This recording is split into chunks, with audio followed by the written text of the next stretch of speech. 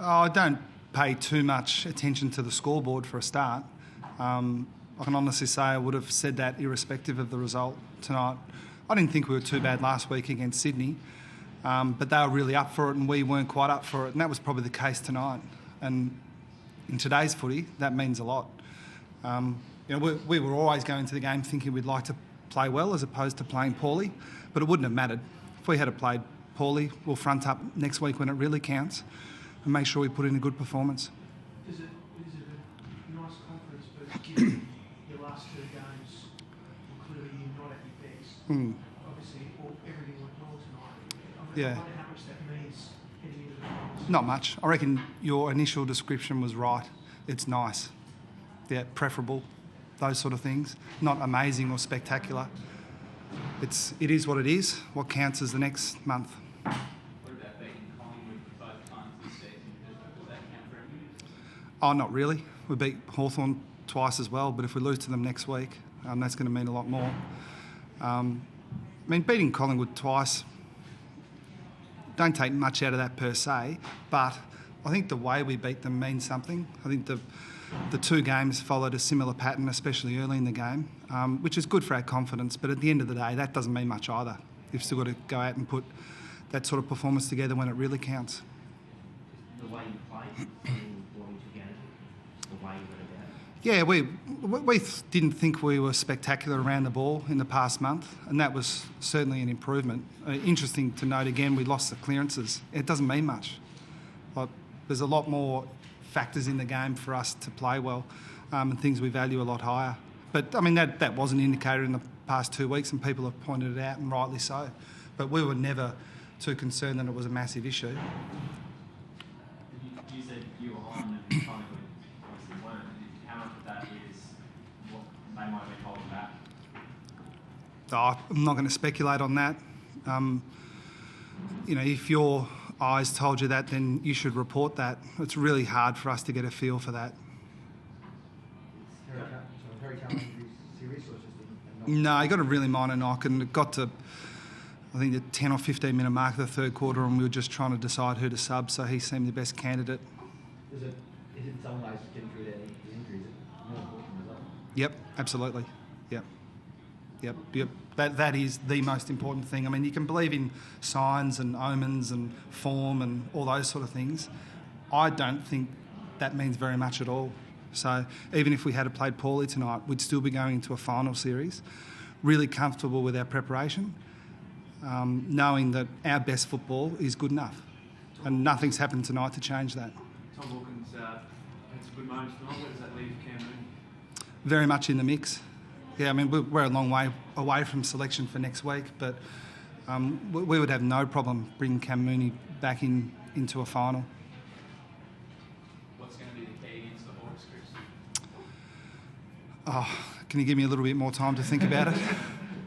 Look, we've got to make sure that our intensity around the ball is there, and that's the barometer for us. It sounds boring, but even though the clearance numbers and sometimes the contested ball hasn't suggested it this year, we still think that our work around the contest is our strength. And if you get beaten by a side like Hawthorn, they've got some pretty dangerous forwards, so that's going to make it hard for us. What did you make of their selection on Thursday night? Did you give any thought to doing similar? Did we give thought to doing a similar thing? No, we had to buy in round 22, so there was no need for us to do it. But I'm not going to comment on what they've done, but we've had a pretty specific plan for a long time, and we're really comfortable that, almost without exception, barring a couple of injuries at the moment, that it's gone to plan.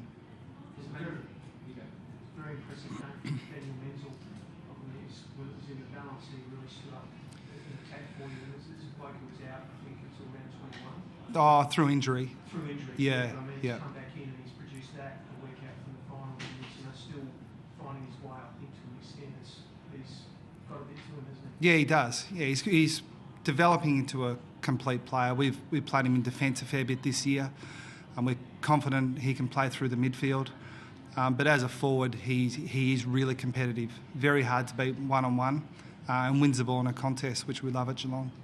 I was going to ask about Menzel as well. There's been a lot of conjecture about tall forwards, but tonight proved how important the likes of Menzel and Christensen and stuff Yeah, that's true. Well, we've always thought we've got pretty good mid-sized forwards. I don't think Cam Mooney was All-Australian, I think, in 07. But Geelong's never relied on one or two big, strong key forwards to get the job done. So I understand why external people speculate on our forward setup, but we're comfortable that those guys can do the job, especially if they get a chance one-on-one. Strange as it sounds, sort of from the outside, I think James Kelly's still sort of was somewhat unimpressive in your lineup.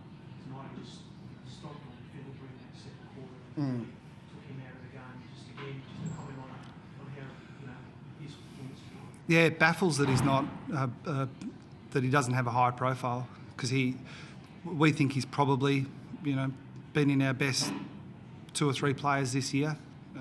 Never been All-Australian. I find that hard to believe as well.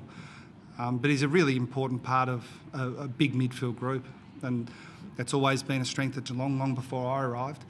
And I think we hope it'll continue to be the barometer of our performance.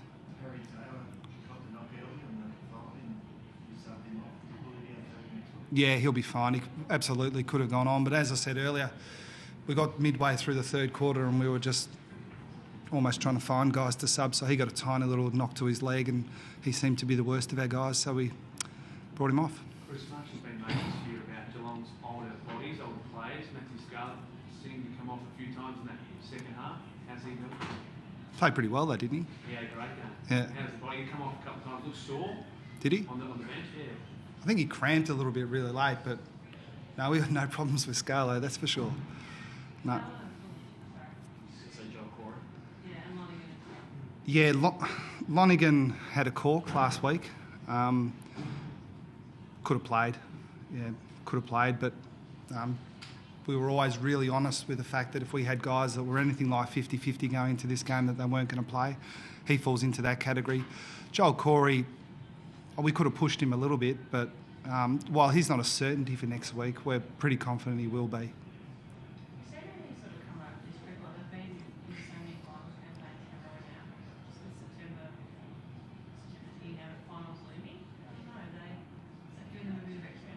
I hope so. I think we're all a bit excited. Everyone in the footy world's excited at this time of year. It's hard for me to speculate on what they've been like in previous final series, but we're on record as saying that we're really proud of the competitive group we have. And while we pride ourselves on being really competitive every game, champions are made in the really big games, and we'd like to think we've got a number of those guys that enjoy the big stage even more. Just a quick one with Nance. Pre-game that Jimmy Bartel re-signed for 4 years. Was it nice to get that commitment from the big player? Yeah, it's great news. Fantastic news. We're doing our best to keep all our best players, and Jimmy's certainly one of those. So, yeah, it's great news. Thanks for the Do you get the impression that wasn't deliberate? We can't make it easy for you, Rob.